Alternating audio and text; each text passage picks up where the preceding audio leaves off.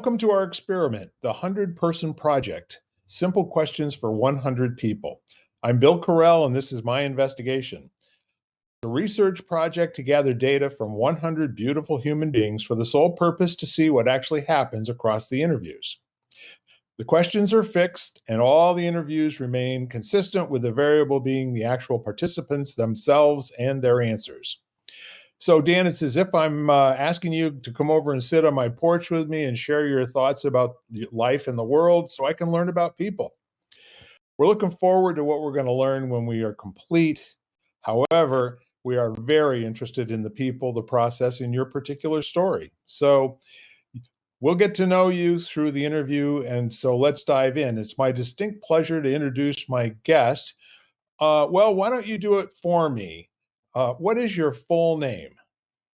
Thank you, Bill. My full name is Daniel Blanchard. Many people just call me Dan. Yes, they do, and I'm one of those people. So, anything in particular about that, or were you named for somebody, or is it something that just was an inspiration around the time you were born? Yeah, I gotta tell you, it's pretty funny. I'm not quite sure where the name Dan came from, or if it was an inspiration for anything. But when I was really little, the kids around the neighborhood used to call me Danny Fanny, and I used to chase them all around the place. Hated to be called that as a little kid, and then much later, teenage, early adulthood, I was called Dan the Man, which I thought that was much better to be called Dan the Man instead of I, Danny. I'd agree with that too. They have a completely different tone of voice, don't they? Yes, they do. Yes, they do.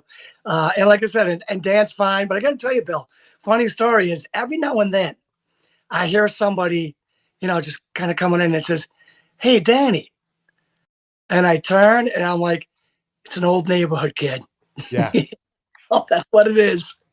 Same here. I'll be Billy till the day I die to some people, My classmates from grammar school, I can always tell because everyone knew my dad as Bill, and they all knew me as Billy until the two of us weren't around doing the same things anymore. When he stopped coaching me and started coaching my brothers, for example. But no, Billy, and I understand from a good friend of mine, Johnny McCullough, that it's the Irish sign of respect to refer to handsome Danny Blanchard or handsome Billy Carell, Cool. I'll take that any day. 100%. All right. 100%. So we've kind of dived into some nicknames that you had, but what would you say is your favorite nickname that most people don't know? Geez, that's a good one. A nickname that most people don't know. Like I said, I think as I just said, I kind of think that my favorite, believe it or not, is Dan the Man. And believe it or not, as every now and then when I hear Danny, I go, there's like a little warm spot in my heart. Because I'm like, this is somebody that's known me for like 50 years. So there is a little warm spot in my heart. And I don't know if a lot of people know that. I'm thinking they probably don't know that. But it definitely puts a little warm spot in my heart. Because I'm like, these are like my people, from way, way, way back. And I didn't come from the best neighborhood in the world. We all had our issues that we were dealing with. All of our families, none of them were perfect. We were all dealing with issues. 35, 40-ish years later, 45 years later, yeah, there's just something really, really nice about every now and then hearing Danny and turning and seeing a guy, that 40 years ago, 45 years ago. Yeah. That's a really cool thing. But I still like Dan the Man too. Dan the Man's a good one. Yeah. Absolutely. So, Dan the Man, when did you notice first what color your hair was? Oh, yeah, that's interesting. I mean, when I was a little kid, I had blonde hair. Yeah. It's fun. Yeah, I was a towhead when I had blonde hair, and I remember being happy about that.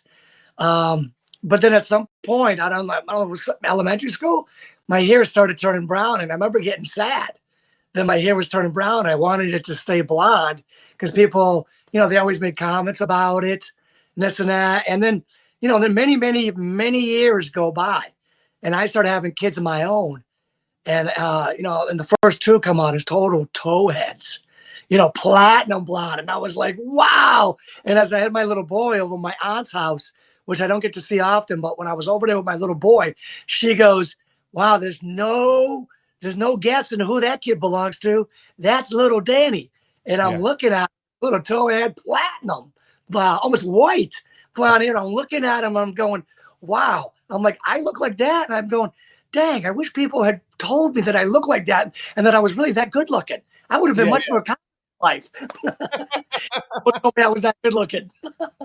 Yeah. We all can take that compliment, can't we? No Because I doubt. remember looking at my daughter and son just going, "They are beautiful." And I'm Yeah. like, and if I look like that, man, I wasted it. you know, Well, who knew? Yeah. Who knew? There you go. who So knew? how old do you think you were when you noticed it was changing? Gosh, probably about 6, 5, maybe 5, 6, something like that. Yeah, it was changing, and there were times when I was older. And I was just like, I mean, maybe this is like a dumb thing, but there was in the '80s. That what was it, that Sun In came out, light in your hair. Some of my buddies were using it. Every now and then, somebody have a blonde streak or blonde highlights in their hair, and you kind of look like a California surfer dude. Look kind of cool, and like you must be fun because you look that way, and suntan and whatnot. So there was a couple times I sprayed a little bit of that sun into my hair, and it didn't really help me much. It just kind of turned my hair like a little orange color. And then some of my buddies were busting on me and calling me Oompa Oompa Oompa from Charlie and the Chocolate Factory. Yeah, exactly. Oompa Loompas, right. And I was like, "All right, I'm not using that anymore." Well, the other thing that you could do to lighten your hair up a little bit was to put lemon juice in it. And, Mm, I learned that from one of the girls that rode the bus. And she got on yeah, the bus one day and I asked her, I said, "What did you do?" And she said, "Well, my mom put lemon juice in it." She said, "All the girls are doing it and the guys too." So sun yeah. it. And then the other thing was the copper tone bronzer that Oh, made you look orange. yeah, I remember that. I remember that, all trying to look tan and fun and like beach dudes, beach girls, surfers. All of us just trying to look like we were just out and about having a great time, fun in the sun. Well, Um, yeah, all the marketing was working, wasn't it? yeah, and now life is so different. I don't think about blonde hair for 1 second. It doesn't matter. As long as I'm doing what I'm supposed to be doing, being a good husband, a good father, being a good man, Yes. getting it done at work. Um, not that looks aren't important, but looks are secondary, and blonde hair is absolutely way, way back on my list of important. And I really get that. And knowing how busy that you are and all the things that you've done, we'll get into some of that, during this half hour. But I'm really looking forward to having you back for my other lighting the candle podcast too, because I think you'd be a rock star on that. And I don't mean a rock star, in terms of anything other than people starting to understand your commitment to life and to other human beings, which it's very moving for me. So Yeah. as we go here, people will get a chance to look behind the curtains where I don't think most people that know the answers to any of these questions that I'm asking you. So now here's a good one for you. As busy as you are, what is your favorite thing to do to intentionally waste time? Oh, wow. Let me see. I would say Netflix. Netflix TV. If I have some time to kill, I'll pop on Netflix TV and watch a show. I mean, I don't watch a lot of shows and I don't have much time and I almost never kill time. But if I'm home, I pop on Netflix TV. I do that. If I'm out somewhere, I do probably two things. If I'm out somewhere, many times I pop in on my phone a little Kindle book and start reading. But I don't know if that's really a waste of time. Reading's good, so that kind of doesn't exactly fall in that category. But I always do that. And then once in a blue moon, I really will waste time, and I'll pop up like my Instagram or something like that, one of my social media channels, and I'll scroll for a couple minutes while I'm waiting to do whatever it is I got to do next. Sometimes, Bill, what I also do, people watching every now and then. People watching, like no music, no nothing, just people watching. I do that every once in a while to kill a little time, and it's something that we so rarely do but it almost seems like a little treat or something like that when you do that. And then now that I'm on this string, let me just kind of bring this up real quick. Every now and then when I'm driving home, like I'm always listening to like audiobooks or podcasts, like education. I call it the automobile university. Why Yep. not? I'm in the car a lot. I'm always doing that. I'm knocking books off like crazy. But every now and then, same thing with that kind of people watching. Every now and then, I turn off the audiobooks. There's no music, there's nothing, and it's just silence. Sometimes I'll do like silence for like the last 20 minutes, drive home or something. And that too, it's up there with people watching. It's a little bit of a treat. It's not something that we do often, but I find it just comforting every once in a while to do that. And I don't know if you want to say that's wasting time because I'm not educating myself, but it's something about that, and I don't think it's a waste of time.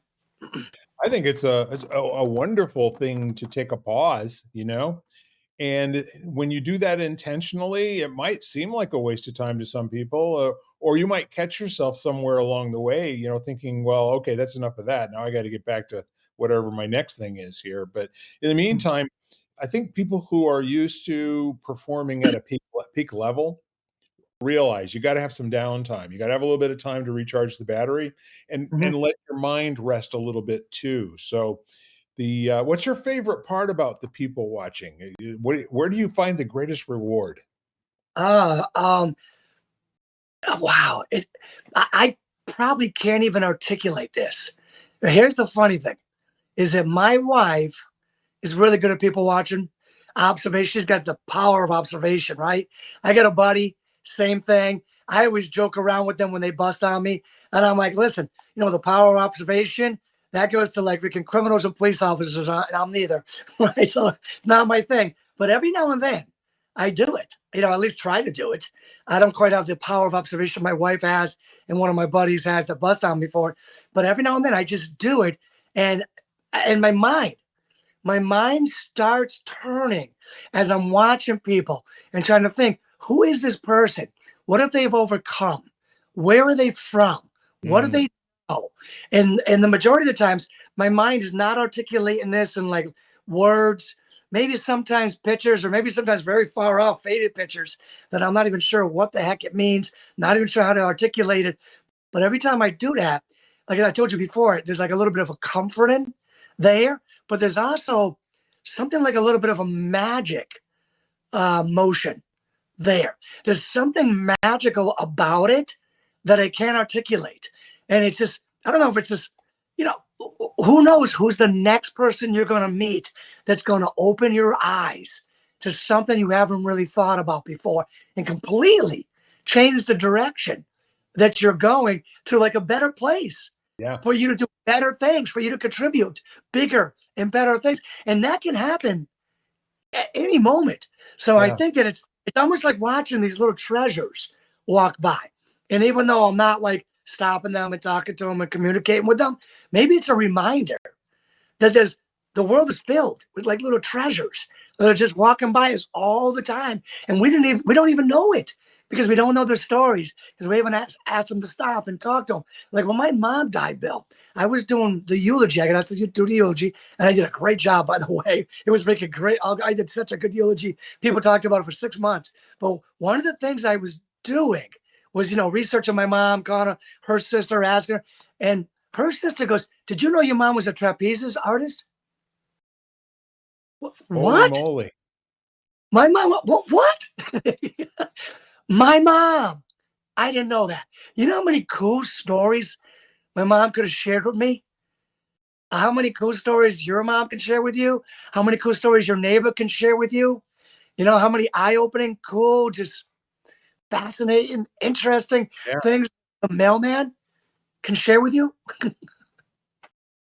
It's mind blowing. It strikes me that's brilliant, for I don't know. I know other people that do people watching or girl watching or something of that nature, but they're typically not. Their mind's not full of questions; it's full of judgments. Mm. And the way they express themselves, like they think they know something about that person, and having the curious mind that you do it's really a skill that it sounds like you've honed it to a craft. And I'll tell you what, if you get rejuvenated and you get your life out of it, just being around people and appreciating who they are without knowing any of their story, but just being able to, like get their body language and what they've done to prepare themselves, what they're wearing, what they seem to be doing in life. That's not a bad way to refresh. I think that's brilliant. Absolutely. And I love that you use the word like curious. You know what I'm saying? I think every one of us should be curious. That's like the Yes. spice of life. Variety and curiosity is definitely the Yes. spice of life. No doubt about it. So let's all be curious, because when you're curious, it's also a sign of intelligence, And then every once in a while you meet someone that says, "Hey, keep your nose out of this," or whatever, right? But it's like, no, I'm curious. I'm wondering, Yeah. it's a sign of intelligence. Yeah. When you stop asking questions, you stop growing. When you stop growing, you stop developing. And when you stop developing, you think you know everything. And then how do you ever get satisfaction out of that? How can you ever be wowed by life when you think you know everything? And it's not even that people who know everything know they know everything. They don't know that they don't know that they think they know everything, if that Yeah. makes any sense. Well, I got to Bill about that, and I think you're right on it with that. Uh, Here it is. I completed 14 years of college, have 7 degrees. I've written 40 books. I've spoken on some big stages, TEDx, all that stuff. And every single day, I run into so many things I don't know. And I have no illusions that I know it all, that I even know most of it, or that I even know half of it. I Yeah. know that I don't know. And Yeah. I know that every day I'm going to learn, and that my best years is still ahead of me, because I'm going to keep learning stuff.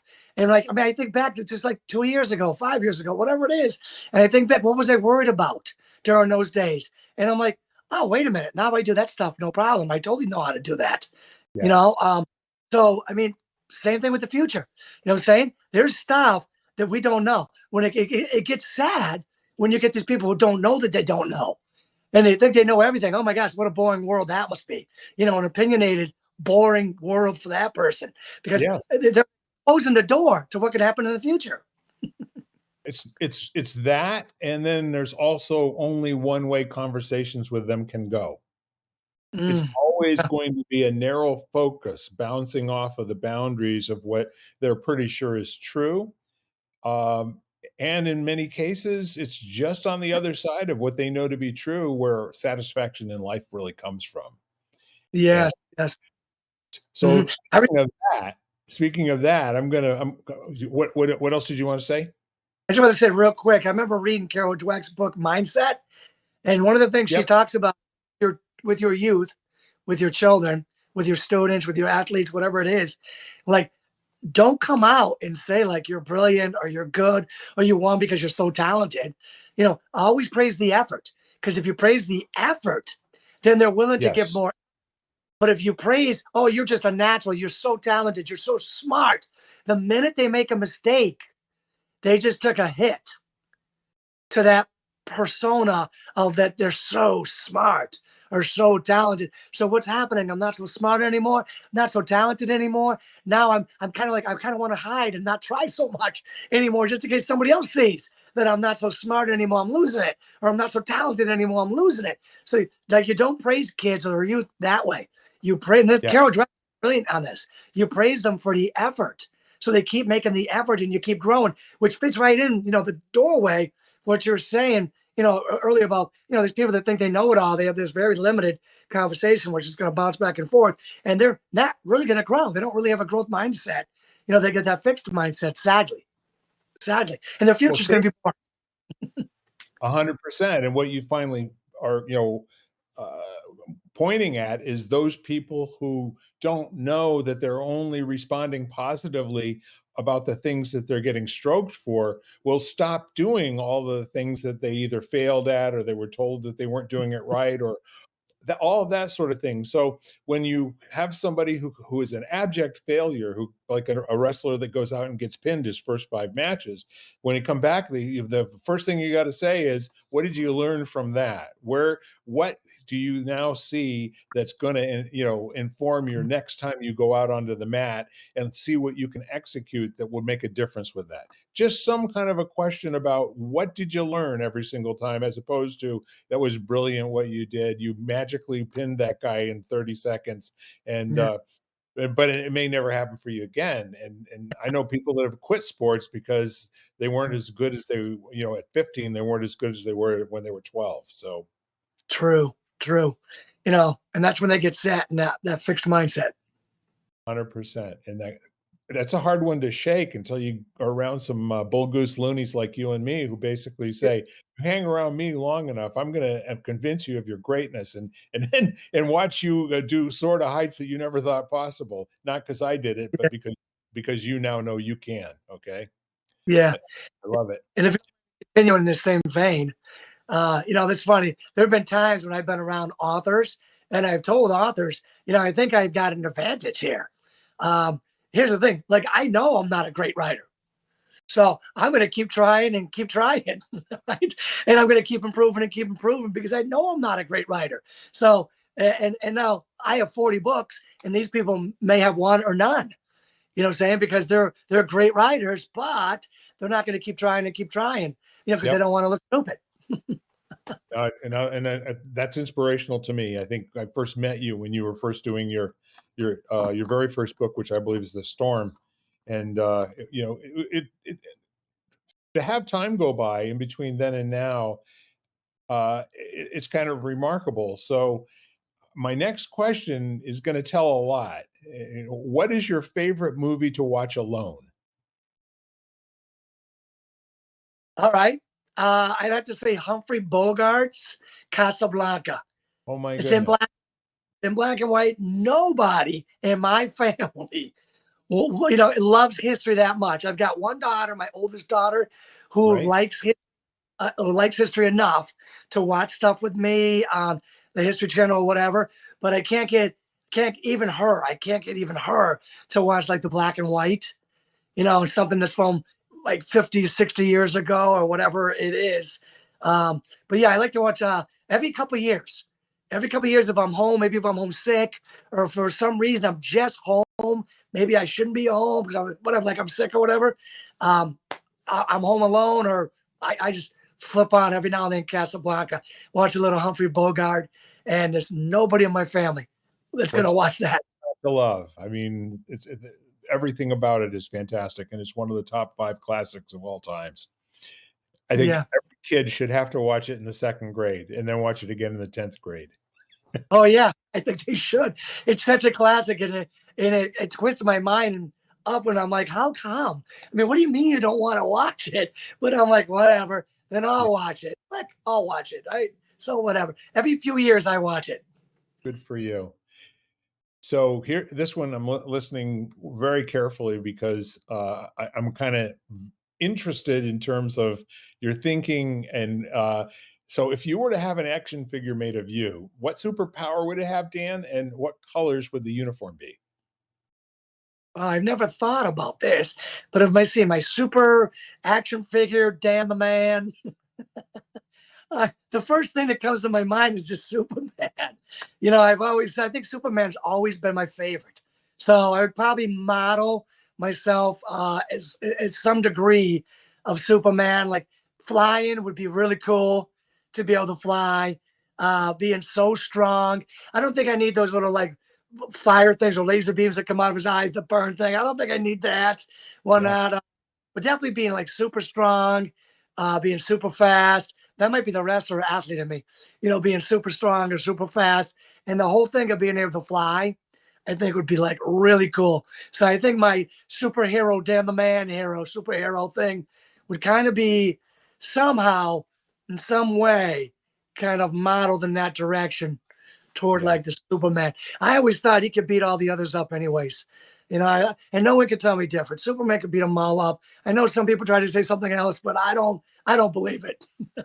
Well, the neat part of it is they realized early on that he had to have some kind of an Achilles heel, otherwise people would, if he's never at risk in a fight, that's where they had to invent kryptonite, Yes.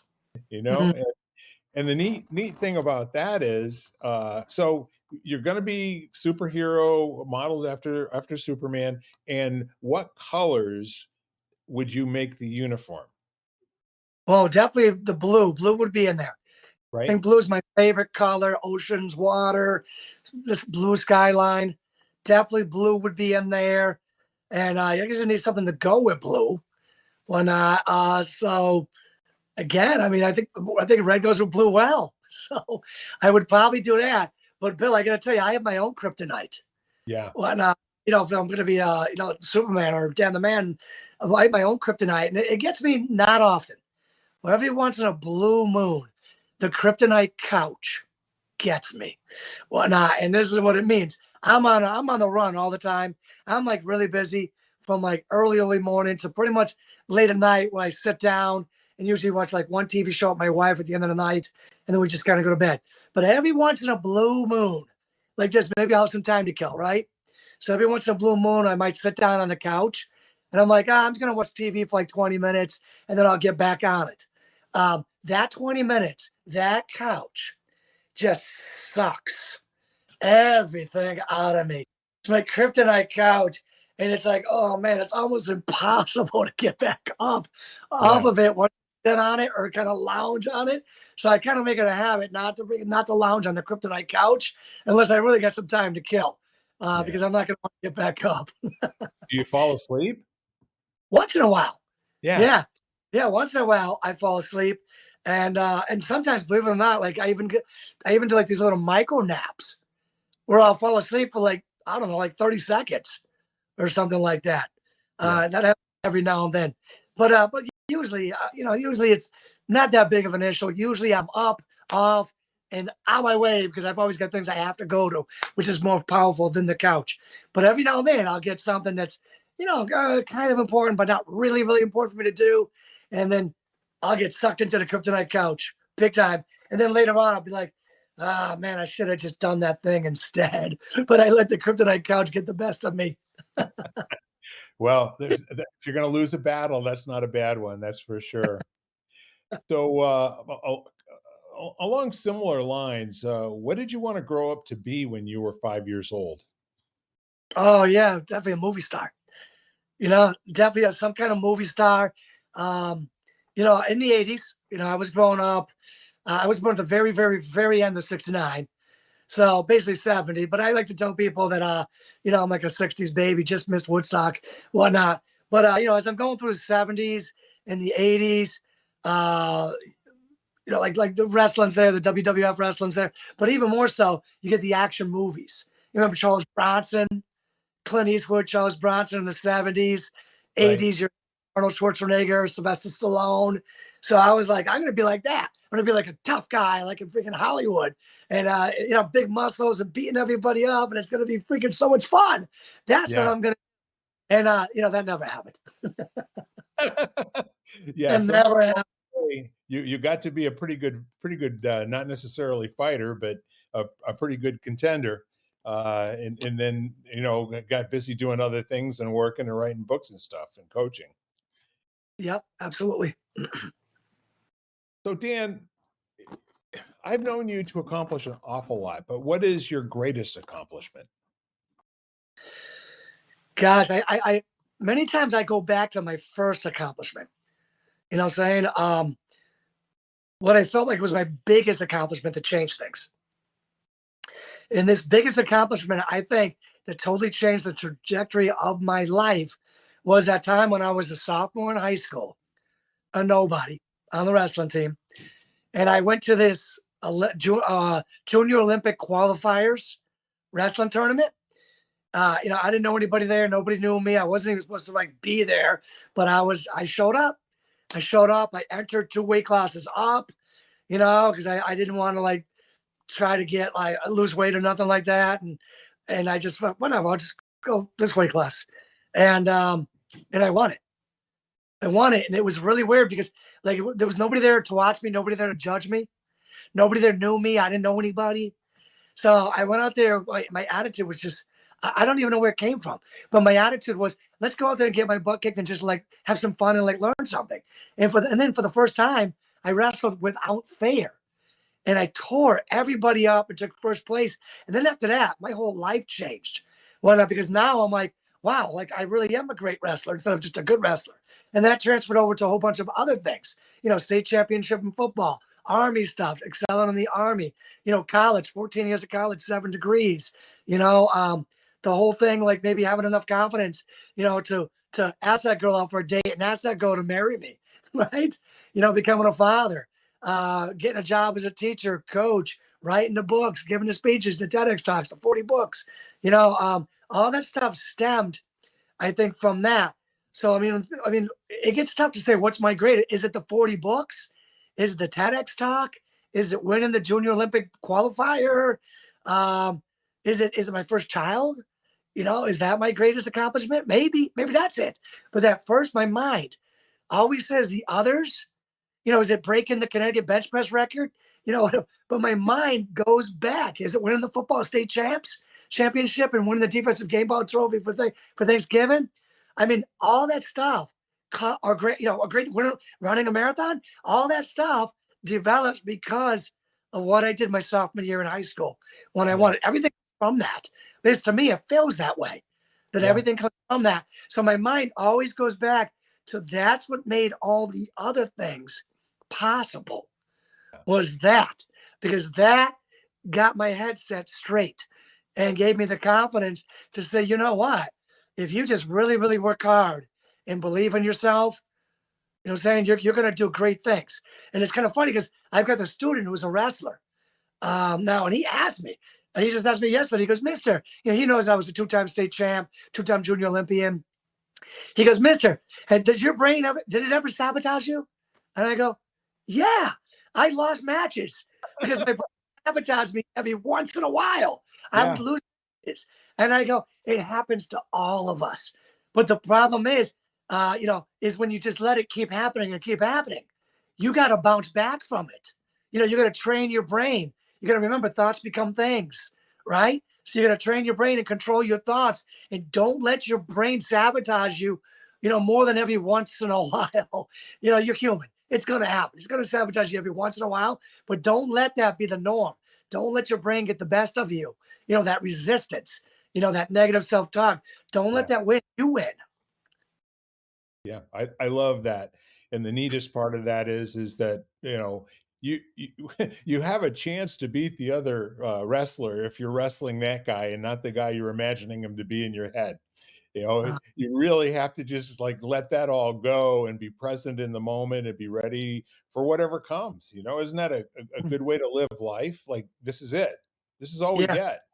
no doubt. And I can remember, Bill, when my recruiter for the Army picked me up, I was 18 years old. He picked me up at my parents' house, like 6 in the morning. The whole neighborhood's kind of still sleeping. I think it was summertime. And I'm hopping in the Jeep, and my Army recruiter looks at me and says, Hey, you ready? And I turned and looked at him and I go, I guess I'm as ready as I'm ever going to be. And that was it. And I went off to like my Army career. And I got to tell you, Bill, you don't know how many times in my life I've used that phrase. I guess I'm as ready as I'm ever going to be. Yep. Let's just do it. Let's just do it. I mean, this happened to me, I think like 2 days ago. 2 days ago, somebody asked me something. And I said that. Well, I think I'm as ready as I'm ever going to be. So let's just do it. Saying when you go to it with that attitude, that going forward in your life, I'm probably going to use that saying probably another 50 times before I die, because I'm always going to be doing new things, facing new challenges, trying to contribute in new, bigger, better, different ways. And Yeah. am I going to be ready? Am I going to be fully ready? No, you're never going to be fully ready. So, Yeah. hey, yes, I'm as ready as I'm ever going to be. So let's just do it. And then when you get in there, it's like the headlights of your car can now see another 50 feet, and you can proceed another 50 feet. And as you move up, your headlights can see another 50 feet. That's Yeah. kind of like how your life is. Fantastic. I really love the depth that we're able to get into here in terms of all of those kind of like mental mindsets and self-talk and all of that sort of thing. Uh, I really want to like investigate a little bit. Who's your favorite person to listen to, Dan? Well, I would say in the old days, in the old days, my favorite person to listen to was when I came across Tony Robbins' book, Awaken the Giant Within. Yeah. And then I read everything. I listened to everything. I watched everything on Tony Robbins for years. And he really shaped me. You know what I'm saying? I mean, thoughts become things. I'm pretty sure that came from Tony Robbins, the transformational vocabulary, right? Someone says, "How are you?" Okay. No, don't do that. Right? Say, "Unbelievable. Great." You know, good, good. You know, don't say that. You know, transform your life with transformational vocabulary, right? How are you? I'm great. It's unbelievable. Things are unbelievable, right? And that puts you in a certain state of mind, right? So I would say in the beginning, it was definitely Tony Robbins. For many, many years, I did him. Now, moving forward, over the years, I've kind of taken on many, many, many more mentors like Tony Robbins. And I can't say today that I have a particular person, but I can tell you I have a particular section, and it's section 158 in the library, Okay. filled with it's like the psychology section, and it's filled with like the psychology of success, psychology of setting goals, the psychology of winning. You know what I'm saying? Plus, it has like it has people like Tony Robbins. Like his book will be in there, and a whole Yeah. bunch of other great people that are trend setting are in that section of learning how to win, learning how to control your thoughts because thoughts become things, all that stuff. So I've learned much from that section, and the library is free. I'm saying I've learned much from that section, and I've had many, many, many mentors over the years, and they're constantly growing. Now, to meet today's modern times, a lot of the stuff is digital, which is beautiful. That a lot of the things are digital because Yeah. now you can get it right there on your phone, and you can listen to the audiobook, or you can get a podcast. And there's some really good audiobooks and really good podcasts out there. So I'm listening to a variety of people, and I think that that's kind of how it works out as you get older. You kind of move from that paradigm of having that mentor to having multiple mentors Yes. because there's a lot of different things you do in your multifaceted life. And it's brilliant to replace your, shall we say, unconsidered 80,000 thoughts a day with a bunch of other thoughts that are going to be at your disposal when you need them, and they'll just show up like a Swiss Army knife for you to fit the occasion. It's Mhm. great. So, complete this sentence, if you will, my friend. When I grow up, I'd like to. Join the circus. Good luck Didn't with that. Mickey say that to Rocky in one of the Rocky movies? Yeah. Could have sworn that was in one of the Rocky movies when Mickey said something to Rocky about, I think when this is over, we should join the circus. Yeah. And I got to tell you, I used to work with a guy at the gas station, an old guy, old timer, back when I was in high school. He told me how he used to drive the motorcycle inside that Yep. steel ball cage. He was the guy that drove the motorcycle inside of that. And I was just thinking, man, how fun that would be. Now, to be honest, I'm probably not going to join the circus. It's a metaphor for doing something that's a little wild, little off traditional, untraditional, maybe a Yeah. little crazy. So I'm like, when I grow up, yeah, I want to be that guy. I want to grow into that role of going out and just doing big, scary, fun things. And maybe that's what the circus is a metaphor, Right. a voyage of some sort, an adventure of Yes. some sort. Hmm. Yeah. Knowing you, you'll probably be a trapeze flyer. Yeah, maybe. I'll never forget the time. That time I hit a triple backflip when I was bungee jumping. Yeah. And Oh my that- goodness. yeah. Oh, well, I gotta say though, I've been watching this show that's really catching my interest, and I'm almost thinking, you know what, that might be a decent second career. His name is Josh Gates, Expedition Unknown. He's an archaeologist, travels the world, looks for like you know uh, new mummies or different uh, things like digging up. He digs up bones a lot, uses metal detector a lot, but he does a lot of cool things, going Yeah. through caves. And I'm thinking maybe that's it. Maybe that's the circus. Traveling the world and putting on a TV show of you exploring the world. Who knows? Maybe that's it. Yeah. What would Indiana Jones do today, right? Exactly. That would be cool. Just bring it. I I love would. it. Bill, it's kind of funny.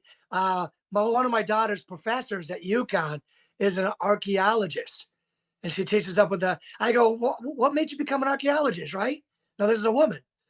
I go, what made you? She goes, Indiana Jones, of course. I'm like, so it's the women too, not just the men that all want to be Indiana Jones. Exactly. And probably they're all afraid of snakes. It Yeah, just seems to go with the territory. I think so. So, what would you say is the most important thing in life to you right now, Dan? Family, my wife and my children. I don't know, Bill, how much you know of my backstory about how I came from a very rough and tough, very dysfunctional home. I grew up in a way that no kid should have to grow up in, but kids every day are growing up in it. And so I didn't get to pick my family. Kids today don't get to pick their family. Some people win the birth lottery, many people lose the birth lottery. That's how it goes. But at some point, you grow up, you get bigger, you get stronger, you get more capable. And if you don't let the anger get the best of you, then Right. you can create the family that you deserve. And that's what I did with my wife and my 5 children. I created the family I deserve. And I think there's no better place to be than to be in the family you deserve. When you're there, you're grounded, you're loved, you're protected. You have all these things. And I don't think there's anything more important than that. Those guys that go to the office for, another hour instead of coming home for dinner, I think they're making a mistake. You gotta put time into your family. They're the most important thing in the world. Nobody ever dies and says, "Oh, I wish I'd spent more hours at the office." you know, Sometimes we're forced because we have to, because we got to make bills, pay, make ends meet, and all that stuff, and or we got deadlines. Sometimes we have to. But when you can choose your family. There's nothing better than choosing your family. Absolutely wonderful. And it's a great message, especially these days. So, what would you like to leave in the world after your life is done, Dan? I would like to leave something that reminds people about me besides just my tombstone, which I think I've already accomplished some of that between books and speeches and videos and podcasts and blogs and stuff like this. I've already Sure. done some of that. But this is what I want. Not just the mementos that I once existed, but what I really want from that is when somebody comes across the name Dan Blanchard, or someone sees the picture of Dan Blanchard somewhere. This is what I want most. Wow, that was a good man. I just got goosebumps down my Yeah. back. You know what I'm saying? That's what I want most in this world. I want people to say, "No, that was a good man. He was a good man." Well, now, and I've known a few of those who have passed, Yeah. and to this day, I still say, "Yeah, Jim, he was a good man." Yeah. You know, I want people saying that about me because of the contributions and the good that I do in this world. Very clear. Very clear. Thank you for that. And now, when you go to your baker, or you go to somebody who's really good at selling you a dozen at a time, they're going to throw a 13th one in, and I'm doing that with the question. So, your baker's question is, what is the thing that most people misunderstand about you? Wow. Okay. Let me see. I got to tell you this, Bill. This is a very unique interview. So good for you. Kudos for you. You're asking me questions like I've never been asked before, which makes this podcast very unique. So I think that every now and then, and I don't know how this happens, but every now and then, I'll get somebody who just gets annoyed with me, Hmm. and they think I'm like too happy, or I'm talking too much, or I'm too confident or cocky or whatever it is that they think. And sometimes they get annoyed with me, and I'm just like, I don't get it because I don't think I'm any of those things. You know what I'm saying? Or it's kind of like what Patch Adams said. Wait, you're going to accuse me of excessive happiness? You know what I'm saying? That's kind of weird to be accusing me and trying to punish me for excessive happiness. But I've actually had somebody who's actually said that to me before. Yes. Like, sick and tired of you, like always acting like you're happy. And this, I'm like, well, but I am happy because I'm always trying to do good in this world. Yeah. You know what I'm saying? So people sometimes misunderstand that.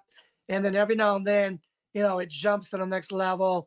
Well, like, oh, he's just, he's cocky or whatever. And I'm just like, no, not at all. I'm not cocky at all. You know how hard I fight just to be confident? Yes. So I can get up on that stage, so I can write that next book, so I can stand in front of that classroom every day. I got to fight for that confidence. That stuff's hard. It's a battle for me every single day. It's Yeah. not like, so cockiness. No, that's not me. That's not me. I'm fighting for confidence every day.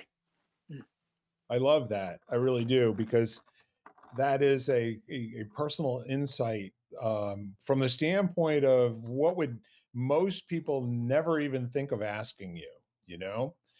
And I've appreciated your complete generosity, your authenticity, your honesty, your need and ability to always deliver leadership in everything that you say. It's very powerful, and I feel the energy and the power in this interview. And I'm really glad to have spent this time with you. Do you have any questions of me before we wrap up here? No, I don't think so. Like I said, I really enjoyed this interview. You challenged me a lot in this interview by asking me questions that nobody's ever asked me before. And I know, I mean, I listen to podcasts, a lot of podcasts, so I know that every now and then you do have some people out there that will ask a question or two, maybe not like 13, like newer questions or new questions. So you do get that. So, I mean, I recognize the value immediately Yeah. because I appreciate what you did because there's going to be a lot of people out there that have heard me many times in other places, but they've never heard me like they just heard me on the Bill Carell show. You know what I'm saying? So this is good stuff. Thank you. It's my pleasure. And I just want to, again, say to you folks at home, the main reason that we're doing this is to not only provide a platform for people to speak themselves and their truths, but also an opportunity for you to look in on some people who are up to some things, you know? And with that said, I want to leave you with this final message. First of all, Dan, before I close out, thank you again for your generosity and your willingness to do this. You're a great community member. You're a terrific person to be around. And I'm very selfishly going to want to have a lot more of you in my life as time goes on. Okay. Sounds good. So, and now back to you folks that are listening. I want you to realize that around you that you've got tons of people that are so wonderful. And I really want to entreat you to call them, write them an email, send them a text, let them know that your life works because they're in the world and that you look forward to seeing them again soon. Let's do what we can to help lift up our brothers and sisters and make this life easier to walk together. Okay. With that said, we're actually done asking questions today, and I have learned so much. Again, thank you, Dan, and you be well. Thank you, Bill. You've been listening to Simple Questions for 100 People, part of the Exvadio Podcast Network. You can find every episode at exvadio.com/podcasts, the Apple Podcast app, Google Podcasts, Spotify, iHeartRadio, and wherever you find podcasts.